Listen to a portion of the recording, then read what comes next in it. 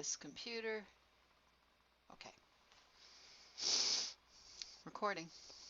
Okay, well, thank you, Nadine, and thank you everybody out there at the Hewlett-Woodmere Library. And welcome to another talk. And my name is Ronald Brown. A lot of you know me. I teach history, political science, religious history of New York City at Touro College here in Forest Hills. In fact, I just went to the campus yesterday to print out a bunch of stuff because as a teacher, I can print out for free. And they are adjusting to the age of online teaching, putting in cameras and everything, and you name it. So the whole academic world is changing very rapidly. So now, this is a series which I've been doing for several weeks now on the religions of the world. We did at the very beginning, when was that? That was way back in February. We did the origins of religion, the evolution of religions. How did religions happen? Then we did Hinduism in February. We did Judaism in March. And today we have Confucianism. And in April 13th, we will be doing Buddhism. So we've been covering the religions of the world. Now, of course, I'm an academic, so I'm not here to preach or to convert or anything. So I give a historical view. In all of my presentations, I give loads of books with titles and different things that you can feel free to follow up on. And I'm sure at the Hewlett-Woodmere and other libraries, all these books are easily available. So I present a historic approach to world religions. So today's topic is going to be the most important religion of Asia, and that is Confucianism. And Confucianism is influencing China more and more. Now, everybody's saying, well, China is a communist country. How can it have a religion? Well, the Confucianists don't think that they are a religion. They think they are a science. There's no gods and ghosts and heavens and hells and all these creatures and places in Confucianism. It is much more sociology, political science. And so the communists don't even consider Confucianism as a religion, and it is just a part of society. Now, on the left, you can see this is the outline I'm following. I mean, you can take me out of the classroom, but you can't take the classroom out of me. So I'm always giving an outline, and my students would be taking notes. And at the end, they would have to send me a 700-word essay summarizing what we did today. But you are exempt. So you can just listen, and you don't have to write the essay. Now, part one is going to be on the founder. You can't understand any religion without understanding the personality of the founder. Whether it is in Judaism, Abraham and Moses, or whether it is Christ in Christianity or the Prophet Muhammad in Islam, or whether it is the Buddha in Buddhism or Joseph Smith in Mormon religion. The personality of the founder is central to understanding every religion. Second, paradise. Paradise is the goal of every religion, perfect happiness. Now, for some religions, paradise is up in heaven when you die. For other religions like Confucianism, it is a place to be constructed here on earth. And Confucianism lays out a perfect blueprint for creating a perfect society here on earth. Of course, at the top, as we're going to see, is the emperor, or today it is President Xi of China.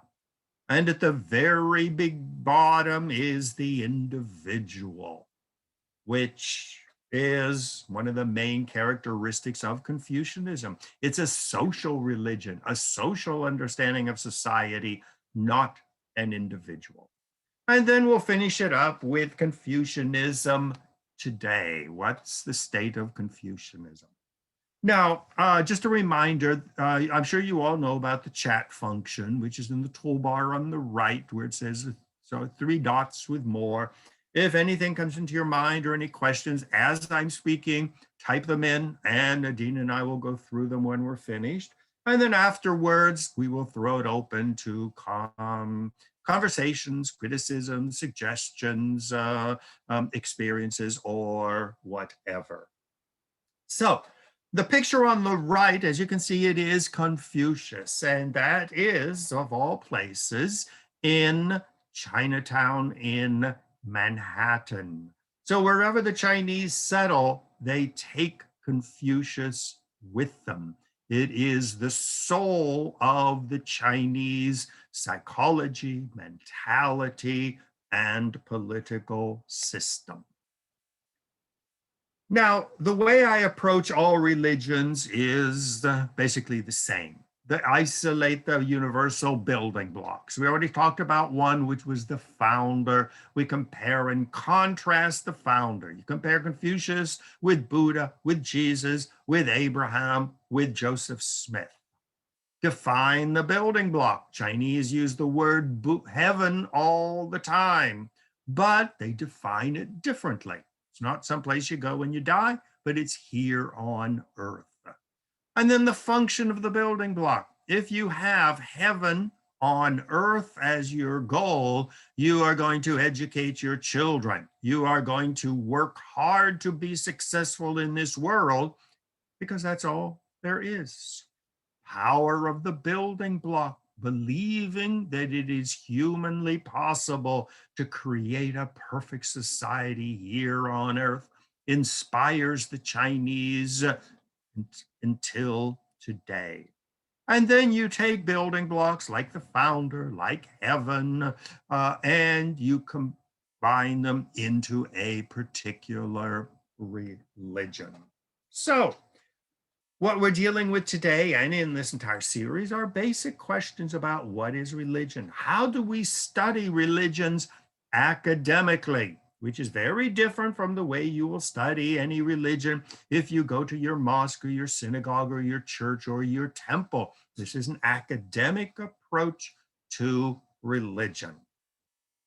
Now, of course, the word religion requires a very strict definition. What is a religion? Well, most people can't really agree on what religion is. Is it a perfect human being? Is it a perfect society? Is it a worship of a god? Is it a hard work here in this world? Do religions need God or gods? Well, Christianity has 3 in the Trinity. Judaism and Islam have 1. Hinduism have thousands. Confucianism has no gods. Is it a personal God? Can you pray to the God and say, help me pass my exam at the end of the semester, and will the God help you? Or is the God sort of just a distant figure who created the world and lets things run their course?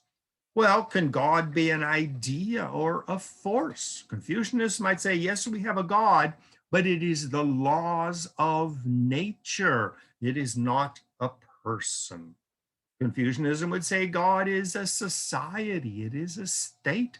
God, you might say, could be China or the Chinese people. In Confucianism, is communism a religion? Many people would say communism is a religion because it believes in creating a perfect society. Other people say, well, can a religion be nationalism? Well, when Donald Trump says, make America great again, he clearly believed in a special mission and a special identity of the United States. So that's how we are going to analyze religions, how I did it when I did Hinduism and Judaism, today with Confucianism, and in the future with Buddhism. Now, the founder of Confucianism was a guy named Confucius, which the early Jesuit Catholic missionaries, when they were going scouting out China and trying to convert everybody, simply combined the three Chinese words into Confucius, added the US at the end because they were writing it in Latin.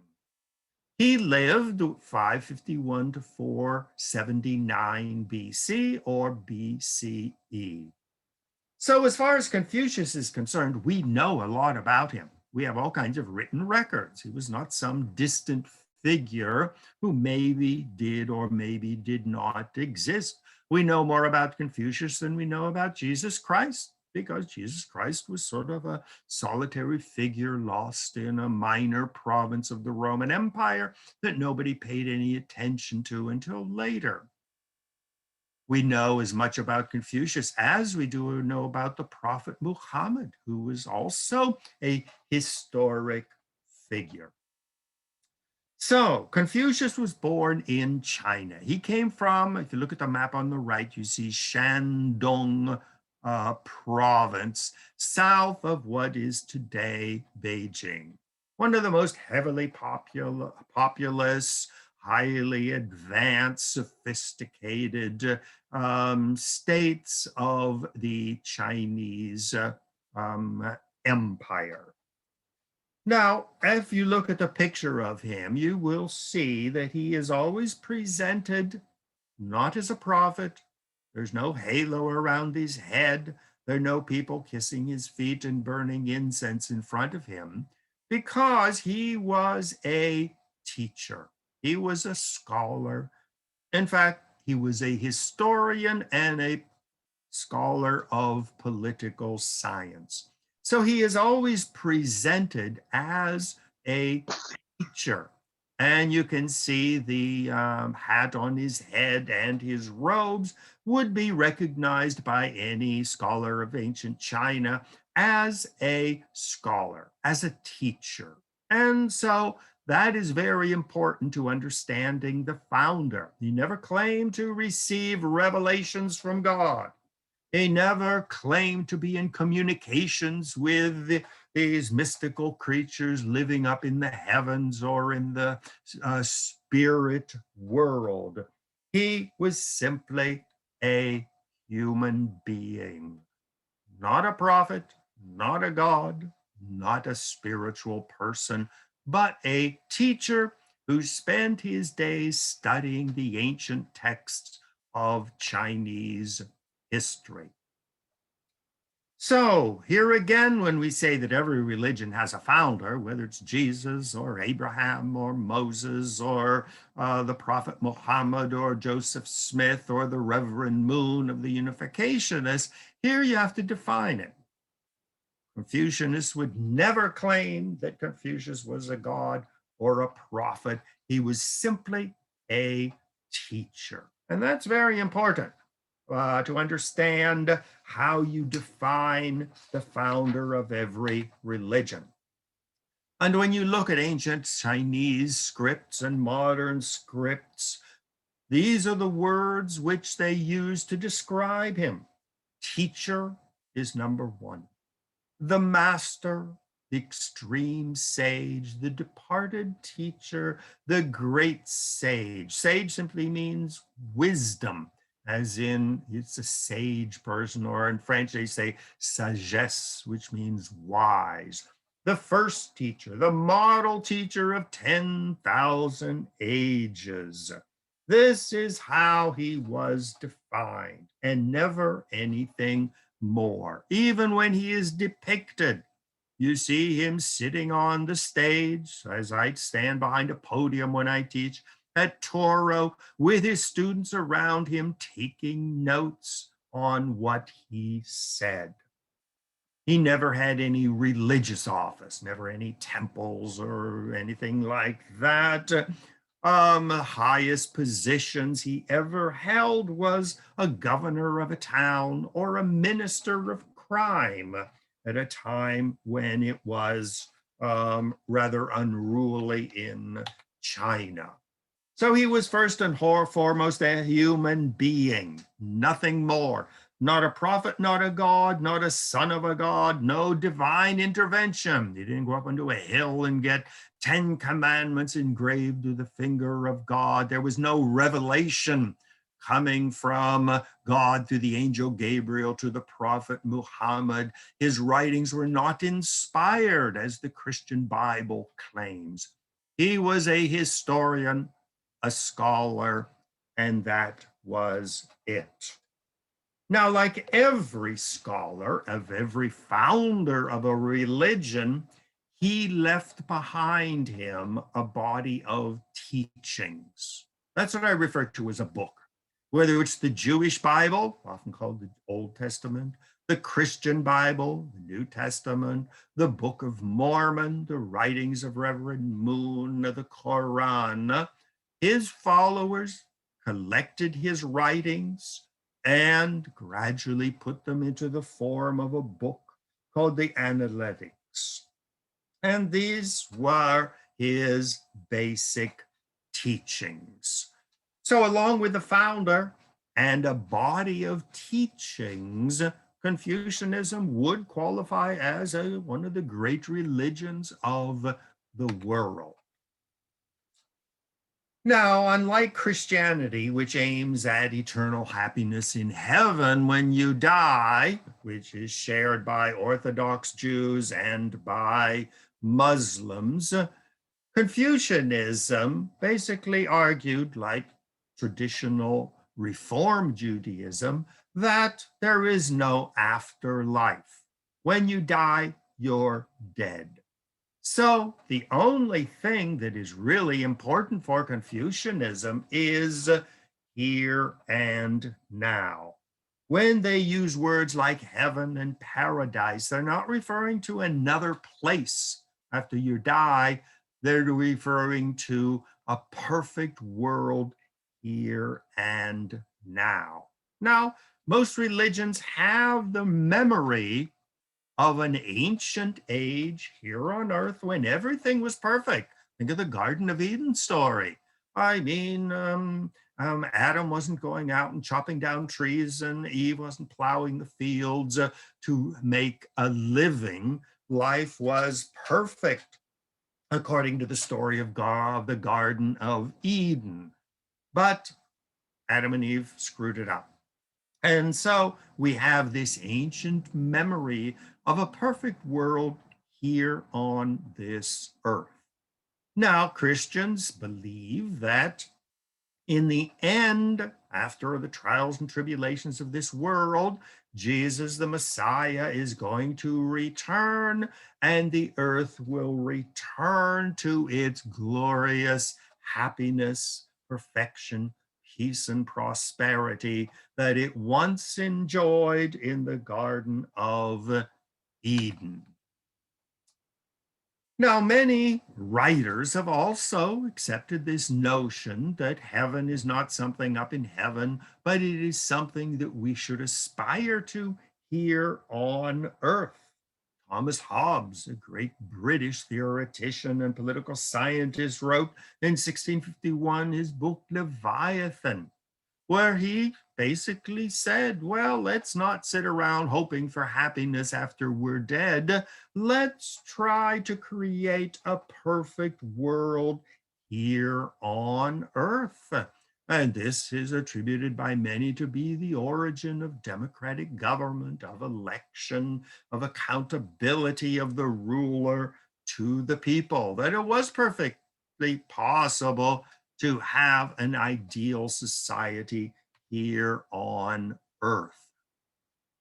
Many people have come up with ancient theories going back to we were once animals living in caves. We ran around wearing either nakedness or eating raw meat and wearing animal skins. But gradually, theorists of human society believe that we gradually began to emerge from our caves, and deep in the soul of every society was the vision of a perfect society here on earth, whether it's Brigham Young, when Joseph Smith was murdered by anti-Mormon rioters. He led the surviving Mormons to Salt Lake City to create a perfect society here on earth. Catholic monasteries, everybody dresses the same, everybody works, everybody prays. You greet each other as brothers. In a convent, everybody is a sister. Once again, the vision of a perfect society here on earth. Even Karl Marx, the central vision of Marxism was a perfect society here on earth, where from each according to his ability, to each according to his or her need. Upstate New York, the famous Oneida community, where refugees fled Boston, Philadelphia, New York, and Scranton, and created a perfect society of Oneida, which still exists until today. In fact, I went up there once with some friends of mine to visit this building, which we see, which dates from the 1830s, where men and women were equal. Everybody was educated. Everybody worked to support the community. There was no violence, and they lived in peace. Well, as we look into the future, we all hope to have a perfect society. Humans in their minds have this deep memory of a world which was perfect, where there was no war, no hatred, no racism, no anti-Semitism, no sexism, or any other terrible things, that it was a perfect society. So we have both this vision of the future, returning, recreating the society, and this memory that we once had a perfect society. Well, for Confucius, this perfect society was not back in the Garden of Eden or some distant mythological past. For him, it existed between the years 1046 to 256 BCE or BC. This was his golden age, the Chu dynasty, when heaven was on earth. And so, as a political scientist, as a historian, Confucius spent his entire life studying this golden age. He studied the great leaders who created this heaven on earth, Ji Chang and King Wu, the great kings of this magnificent age, the founders and the great leaders who created this heaven on earth. And in the eyes of Confucianists and Chinese until today, this was the golden age of China. The Chu dynasty expanded, taking over most of what is today China. Highest sophistication of porcelain, of writing, of artwork, intricate vestments and clothing made of silk, portraying dragons and other mythological creatures. This was the golden age. In fact, the Chinese alphabet, the ideograms they use today, came from this glorious period of 1000 BC, BCE. The rules of politeness, the way of addressing your seniors and your inferiors, all of what we identify as being classical Chinese music, drama, opera, writing, calligraphy date from this golden age of Chinese culture, not up in heaven after you're dead, but on earth itself. Well, like all golden ages, glory leads to decline. The empire, the dynasty of Shu gradually fell apart, and it entered an age of decline and confusion. Civil wars broke out as different kings and princes tried to seize power. Foreign invasions, Tibetans from the south and Mongols from the north. This is called by Confucius the Warring States period from 500 to 221 BC. And this was the time of Confucius. How did this glorious age fall apart? Why did it fall apart? Can we restore it? And what do we have to do if we want to restore it? So that is the life, the teachings, and that's the basis of the religion, which we so call Confucianism. Studying this golden age, what made it great?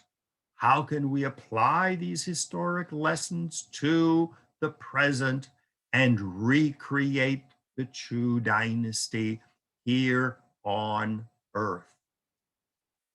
And when the Chinese speak of heaven on earth, they are speaking of the Chu dynasty, when there was peace, prosperity, happiness here on earth.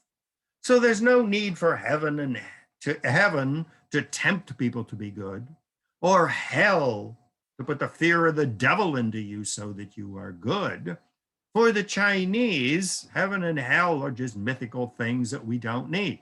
We don't need gods and devils to scare us or tempt us to greatness, but the vision that we can create a perfect, happy, peaceful world here on earth is the essence of Confucianism.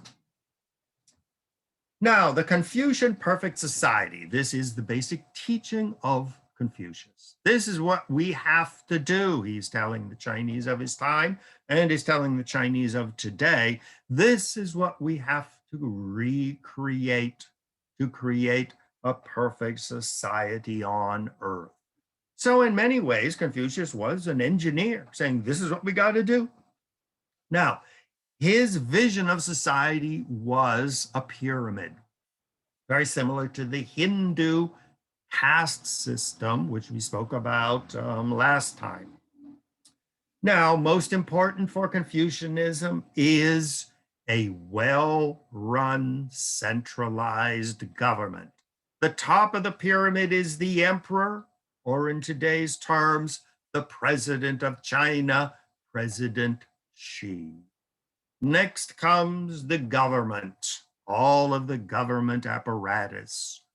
Next comes the local community, the town where you live, the state where you live. Education is the centerpiece of the Confucian and the Chinese system. When you thing that strikes me whenever I go to Flushing are the number of private schools and remedial schools that are on every street corner. Why is it that 90% of the students at the Stuyvesant High School here in New York are Asians, either Korean, Japanese, Vietnamese, or Chinese Confucianists? Education is central. In fact, Stuyvesant has an affirmative action program for underprivileged children. Now, for in a Confucius view, underprivileged children are white people, Jews, blacks, Hispanics, other people who are, disadvantaged vis-a-vis the Chinese system. Next comes number 3, covenants. These are agreements. You shake hands on a business deal. You don't need written contracts. Your honor and your dignity is at stake. Next comes the family, and that's just not mom, pop, and the kids. That is 30 generations of ancestors and 50 generations of descendants. And at the very bottom of the Confucian system is the individual, which in the West, of course, would be at the top. But in the Confucian system, it is at the bottom. Every level of society, according to Confucius, was highly regimented, highly ritualized. Marriage was not just a guy and a girl falling in love and running off and getting married. It involved ancestors, it involved descendants, extended families. The clothing that you wore reflected your place in society. Meals, the tea ceremony, ceremonial meals in Confucian culture are highly ritualized. Fathers relate to sons in a particular way. A younger brother relates to his older brother and younger brothers in another way. A man relates to his sisters, to his wife, and to his daughters using a different word. In English, we have the word you, Y-O-U. Whereas in Chinese, there are thousands of words for you. If I'm talking to you, my oldest brother, I use one word. If I'm talking to my second oldest brother, I will use a different word for you. Husband and wife relations were highly regulated by Confucianism. Funeral ceremonies and rituals of mourning were all very carefully prescribed by Confucianism. Ancestor veneration. Yes, they are dead, but they live through you, and through you, they will live through your descendants. Music, games, archery, banquets, rules for court etiquette, veneration of the emperor, how to wage war, the use of colors, feng shui, how you arrange your apartment, what direction you sleep in, are all highly regulated by Confucius teaching. Now, the lowest level of Confucian culture is, of course, the individual. Now, we saw that most recently with the outbreak of the COVID-19 in China. Why did China, Korea, Vietnam, Japan, all the Confucian countries respond so efficiently, wipe out the pandemic in a matter of weeks? Because when the government says we have a disease raging, this is what we must do, the Chinese and people of Confucian culture said, this is for the better good of the empire of China. Whereas in the West, where we have our rights of man and we have all kinds of individual rights, everybody was saying, I'm not going to wear a mask. I'm going to go to synagogue or church if I want to. I want to go to a party. It's all me, me, me. And we have seen the results. Well over 500,000 dead in the United States, in Europe still suffering because nobody wants to sacrifice their individual rights for the greater good. So here again, we see that the Chinese Confucianists still has a certain amount of validity today. Now, after the individual, which is at the lowest rung of society, comes the family, the extended family. This is what you might call the clan or the tribe, including ancestors and descendants. And the Chinese are very conscious that the family is more than just me, my wife, and my kids off in California trying to make a living. The family is a social unit. It is an economic unit. If someone is sick, the whole clan comes together to support the extended family. You have a sense of duty. You don't put your old people in a nursing home and forget about them. It is the duty of your children and grandchildren to take care of them. And one of the most sacred holidays in Confucian society is what they call the cemetery sweeping ceremony, when the Chinese return to their town of ancestry, they restore the tombs. I have a friend, he's Chinese, Vietnamese. His family has been in Vietnam for 3 generations. He's now in the United States. But every year, the family returns to China, where none of them have ever lived, to repair and maintain the tombs of the ancestors, to show that it is just not me and my wife and kids that are involved, but generations of ancestors and generations of descendants. So the family unit is crucial. Now, if you look at this picture on the right, you see a family reunion. We still have that tradition in the United States, but in Asia and in Confucian society, the family unit is fundamental. Now, we do see that a bit in Christian circles where a priest is called father, the Pope is called Papa, the Pope. Nuns are called sisters. Protestant churches, you walk in, hello, brother, hello, sister.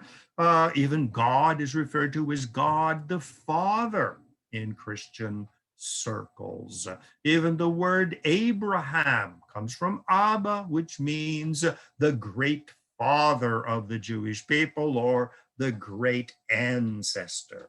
So even in Western society, the family still has a certain powerful role in society, but not at all compared to Confucian society. Here we see on the upper right a family shrine where you venerate those of your family who have recently passed through accident or something else. You burn incense, you present fruit and tea as if they were still alive. The bottom pictures, you see a family shrine written in the old Chinese script of the ancient period, where an entire clan holds that to be sacred. And the clan today might amount to tens of thousands of people, but they maintain their clan unity, return once a year to repair the shrine of their ancestral founder. The next level in Confucian society is covenants, as we call them, agreements. Now, this is very important in Judaism, where we have covenant, circumcision. It's called the Brit Milah, meaning a sign of the covenant commanded to Abraham to show that there was a covenant, an agreement, a deal between Abraham and the Jewish God.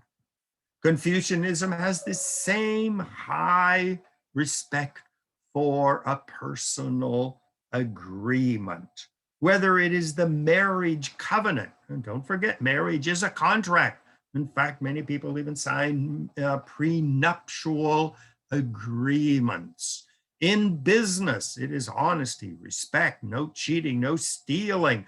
It is a freely entered into agreement and your honor is at stake. Now, once again, this is the ideal. That doesn't mean that all Chinese businessmen are unscrupulous and or are terribly scrupulous. I mean, like any religious belief system, sometimes the rules are ignored. But yet, in Confucianism, a covenant, a business agreement, is part of a smooth running, prosperous, and peaceful society. Here is a typical picture of a Confucian marriage. Who is seated? The bride and the groom? No, it is the groom's parents. Here again, the patriarchal society, the son of his father and his father's ancestors and descendants, marries the woman and with her extended family. The bride, of course, is wearing a red dress. the sacred color of Confucianism, with a blue headpiece, and she is presenting a cup of tea to her mother-in-law.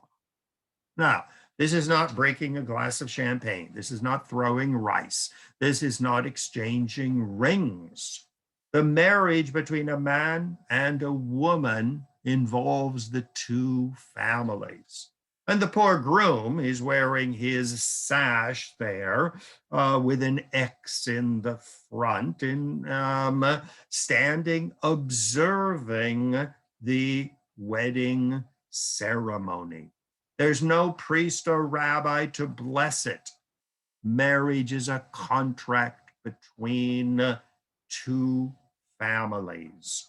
So here again, you see in a Chinese wedding, a very different approach. It is two clans, two lineages joining. Now, most people would say it is a very patriarchal society, and it is. One of the major criticisms of Confucianism is it is through the male line that everything goes. The woman is making tea and presenting it to her mother-in-law. Not exactly a very liberating vision, but still, this is a Confucian vision of marriage and the highly ritualized marriage. Now, marriage, as every other level society, involves mutual obligations. Just as in the book of Genesis, where we read that when you enter into an agreement, it is not just you, but it involves your descendants, your seed. So the covenant made between Abraham and the Jewish God was not just a personal agreement between a God and some nice guy, but it involved descendants descending through the male line. Because in Judaism, Judaism always was carried on through the male line. It is only in the diaspora that Judaism was passed on through the female line. But with Abraham, the promise was made to his descendants. Now, central to Confucianism is the innate feeling of what is right. Now, in the West, we would call it a conscience. You feel or you know that something is right or something is wrong. In Chinese, this is called ren or len sometimes, and it is the gut feeling of what is proper. For example, the relationship between a father and a son. This is a generational thing. It is a question of age. The son should have kindness to the father, and the father should have piety toward the son. The relationship between older and younger brother, husband and wife, elder to junior, ruler to subject. This is a feeling of what should the ruler do? What is the obligation to two parties? And here again, in Confucianism, you don't need a god to tell you something, thou shalt not steal, or thou shalt not kill. I mean, Confucius didn't go up to a mountain and get a law from God. According to Confucius, every person knows that murder is wrong. Every person knows that stealing is wrong. You might do it, but you know deep down inside that it is wrong. So Confucianism is a deeply moral society. Now, the next level of Confucian culture is education. Confucius argued that education was the key to a perfect society. Now, this was very important because it was Chinese society is not a born aristocracy. You're not important because your father was important, or your mother was important, or your great-grandfather was important. Everybody could rise to a high level of society and importance by education. Now, for Confucius, education was more than just going to Touro College and getting a BA in history and becoming a physical therapist or something. It was much more broad. Rituals, how to prepare tea, how to speak to people above you and below you. Music, mastering music instruments. Anybody who studied the piano or the guitar or any other music instrument knows that it is practice, practice, practice until you get it perfect, an intensity of education. Archery, physical control. I mean, I went to school in rural Pennsylvania where shooting rifles was a required course in school. I'm an expert marksman, member of the National Rifle Association. My whole family are all expert marksmen, from my mother to my father. Guns all over the place. That's what we do. But it is the concentration of target practicing. Your muscle have to be under total control, or you're not going to hit the target. Charioteering, learning to master 2 horses pulling a chariot. Calligraphy, writing, nothing more beautiful than well-crafted Chinese letters with the paintbrush on leather or on parchment. Arithmetic, mastering numbers, pure logic. Poetry and writing, all part of education. So these are the 6 disciplines of a strict Confucius education. Now, not everybody mastered these, but that decided who were the nobility because of their education and who were the nobility because of blood.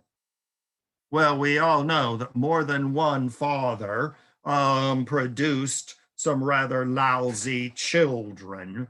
And so the Chinese and Confucianists have believed that those who can survive a rigid educational system are the natural elite. In fact, the famous Madong Ling Academy, going back to the year 1100, is considered the oldest university in China, where the people mastered the skills. If you look at the picture on the right, you see all those little, look like little sheds on the right, little buildings. That is where the students would be locked in for days at a time to take their final exams, the civil service exam, before they entered government service. In fact, the US Civil Service has as its model the Chinese Dongling Academy system, which intent today explains why the Chinese are so competitive to getting into Stuyvesant and the Ivy League schools. Go to Flushing, go to Chinatown, the number of bookstores everywhere, the use of the library. I go to my library here in Elmhurst, Queens.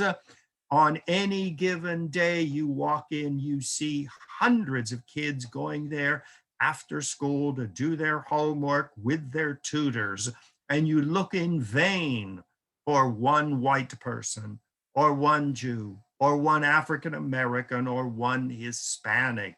It is filled with Asian students.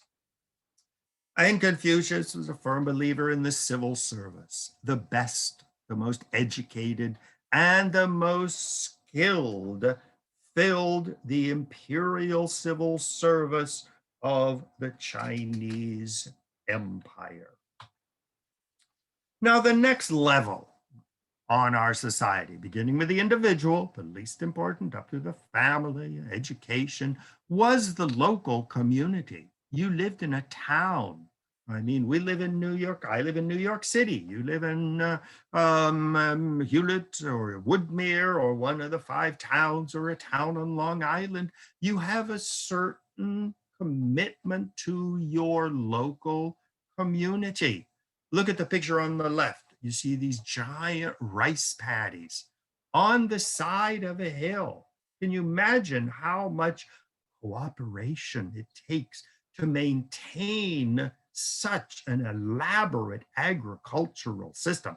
This is not a flat field with a tractor going through it to plant the rice and to pick the rice. There are no machines involved.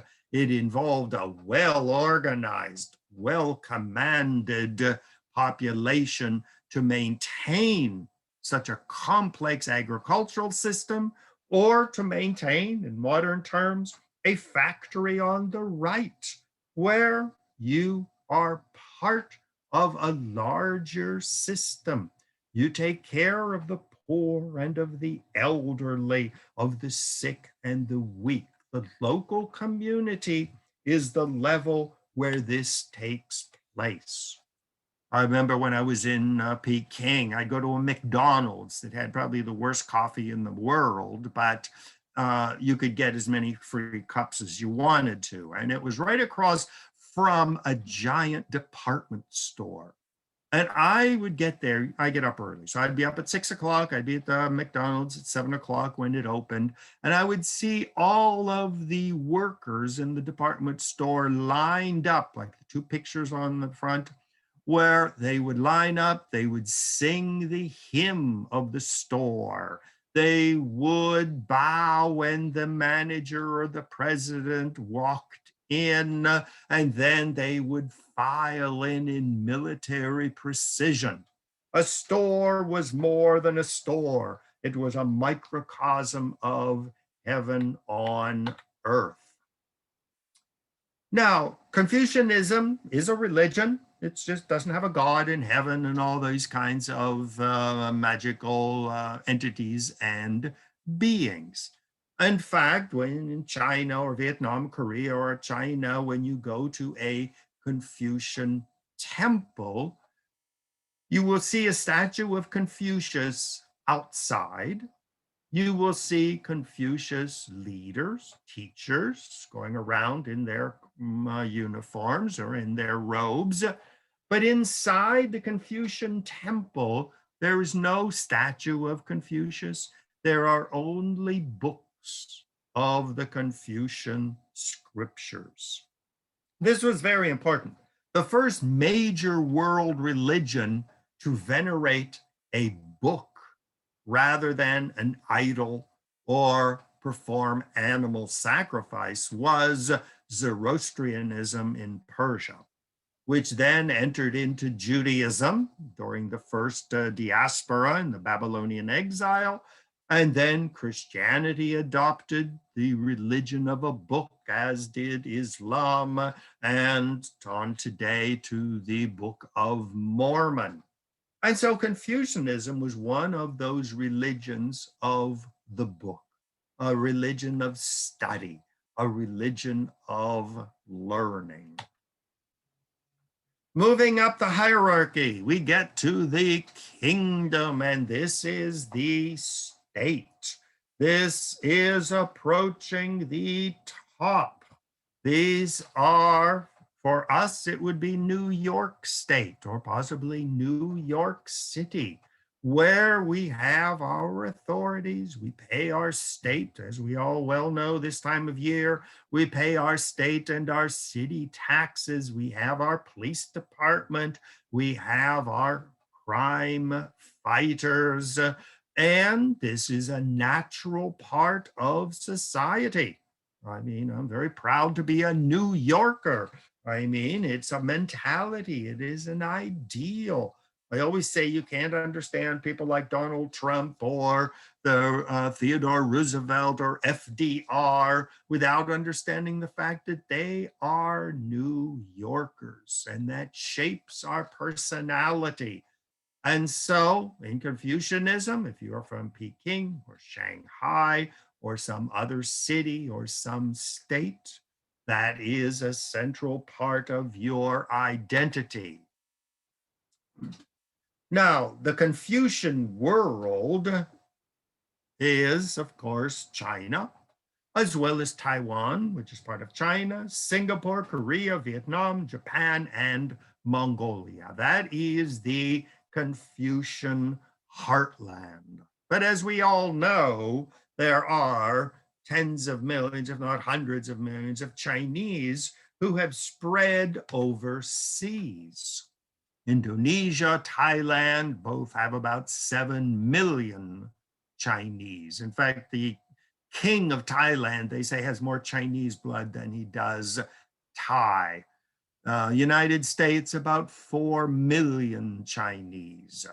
Now, Chinese view these not as Americans or Thais or Indonesians, but they call them overseas Chinese, and they are considered part of the Chinese world system. So when you go to Flushing, when I go to Flushing, you sort of wonder, am I in China or am I in the New York or in Flushing? So the Chinese, overseas Chinese, maintain strong ties with their homeland. My friend who is Vietnamese Chinese, his kids learn Chinese. They go to the temple to learn meditation. They are as much Chinese as they are Americans, even though they were born here. So when you go to Flushing or to Chinatown or to any of the other many Chinatowns of the United States, this is part of China. It's not United States or Mexico City or Paris or Buenos Aires. They are Chinese. Now, the top of the Chinese pyramid, the Confucian pyramid, is the ruler. Whether it is the emperor or whether it is President Xi or Mao Zedong, they are the top of the Confucian pyramid. Now, central to Confucianism is the concept of mandate of heaven. Once again, how do you define heaven? It's not a place where you go when you die. It is here on earth.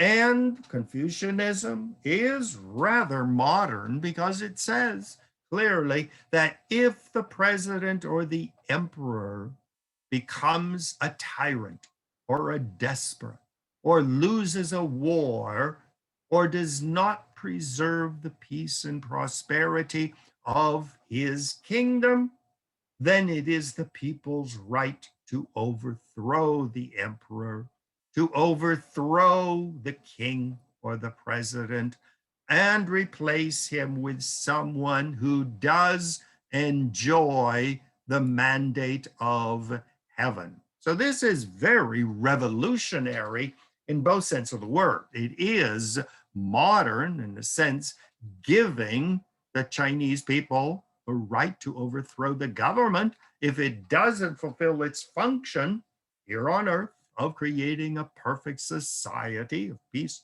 and prosperity. So it is a rather modern, forward-looking political system, and many people would say it is a religious system. And so there can only be one legitimate ruler. If that person loses the mandate of heaven, people have the right to overthrow that person and replace him with another person. And so this heredity may be passed down from father to son, but not necessarily. Because as we all know, very often you'll have a very powerful king or queen of a country. And as we're seeing in Thailand now, the son comes up and is just not a gifted ruler. In a Confucian system, the people would have the right to overthrow him and replace him or her with a new ruler. So when people can talk about Confucianism, they say, is it a religion? Well, it can't be a religion because it doesn't have a God. Well, Confucianism functions very well without a God. You might call Confucianism a political theory. You might call it a science, but that is what Confucianism is. It is a religion that aims at a perfect society of peace, prosperity, stability, compassion, according to the laws of nature. So the mandate of heaven is a central concept, and I repeat because that is so important. A ruler is simply accepted to the extent that he builds heaven on earth. No dictators are permitted. That what President Xi is doing now is viewed by most Chinese as maintaining stable, peaceful rule here on earth. So whether Confucianism is a religion, a philosophy, an ideology, quite frankly, I find it sort of an irrelevant question, because Confucianism, like Judaism, like Christianity, like Islam, like Mormonism, evangelical Christians, in many ways it aims at the same thing, a perfect, peaceful society. Now, Confucianism says it can be achieved here on earth, whereas many other religions say, no, it's not possible. We are too weak. Humans are too fragile. We have to wait for a Messiah to come out of the heavens to do it for us, or wait until we are dead. Whereas Confucius said, no, we can do it here and now. So what is Confucianism today?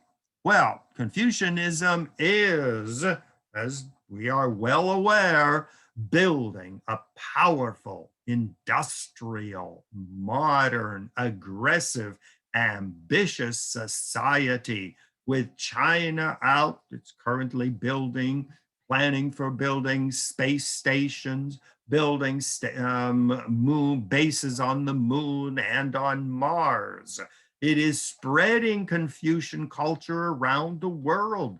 The Confucius Institute of NYU, one of the largest in the United States.